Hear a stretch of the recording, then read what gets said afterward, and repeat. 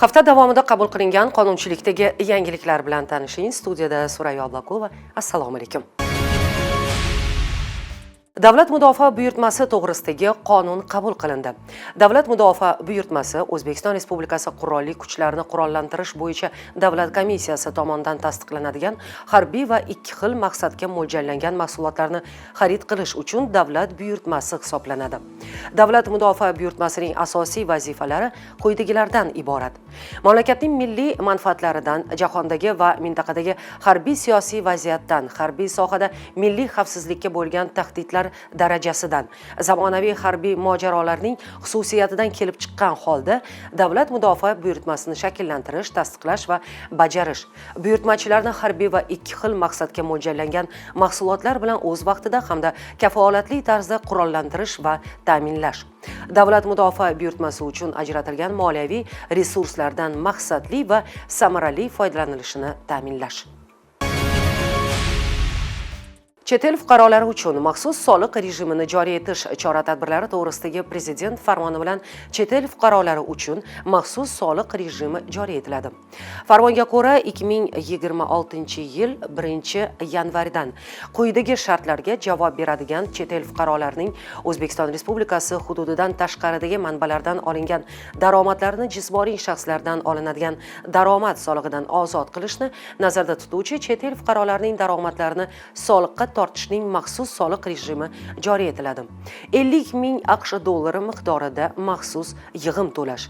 O'zbekiston Respublikasidagi maxsus vakolatli tijorat bankida bank hisob varag'ini yoki maxsus vakolatli kripto birjada kripto hamyon ochish. Respublika ijro etuvchi hokimiyat organlarining faoliyatiga raqamlashtirishni keng joriy etish hisobiga boshqaruv shtat birliklari sonini maqbullashtirish chora-tadbirlari to'g'risidagi Prezident farmoni bilan 2025-yil 1-noyabrdan Respublika ijro etuvchi hokimiyat organlarining maqbullashtiriladigan boshqaruv shtat birliklari soni tasdiqlandi.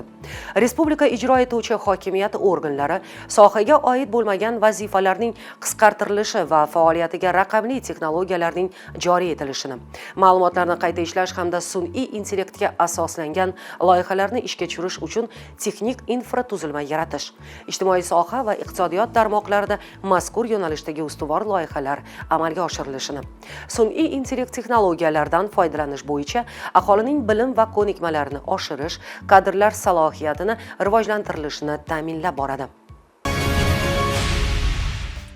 Hududlarda sanoatni jadal rivojlantirish va sanoat korxonalarini eksportga jalb qilishning qo'shimcha chora-tadbirlari to'g'risidagi Prezident qaroriga ko'ra 2025-2026 yillarda hududlarda sanoatni rivojlantirishning asosiy maqsadli ko'rsatkichlari belgilandi.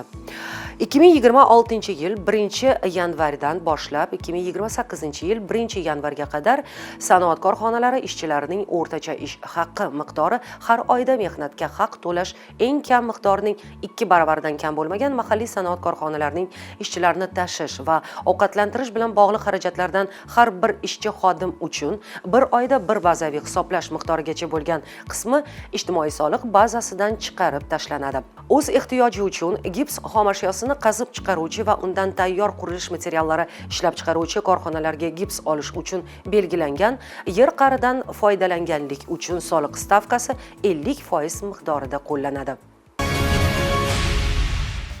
Iste'molchilar huquqlarini samarali himoya qilishni tashkil etish chora-tadbirlari to'g'risidagi Prezident qaroriga ko'ra 2026-yil 1-martdan boshlab raqamli markirovka tizimi joriy qilingan tovarlarning yaroqlilik muddati o'tgan bo'lsa, ularning savdosi ushbu tizim orqali avtomatik ravishda cheklanadi. Bunda raqamli markirovkalangan muddati o'tgan tovarlarga nazorat kassa texnikalarida xarid cheki chiqarilmaydi. 2025-yil 15-oktyabr 2027-yil 1-yanvarga qadar tajriba tariqasida nodavlat notijorat tashkilotlar tomonidan iste'molchilarning murojaatlarini ko'rib chiqish hamda sirli mijoz va nazorat xaridi tadbirlarini o'tkazish tartibi joriy etiladi. Qonunchilikdagi shu va boshqa yangiliklar bilan Adliya vazirligining huquqiy axborot Telegram kanali orqali tanishishingiz mumkin. Xayr, salomat bo'ling.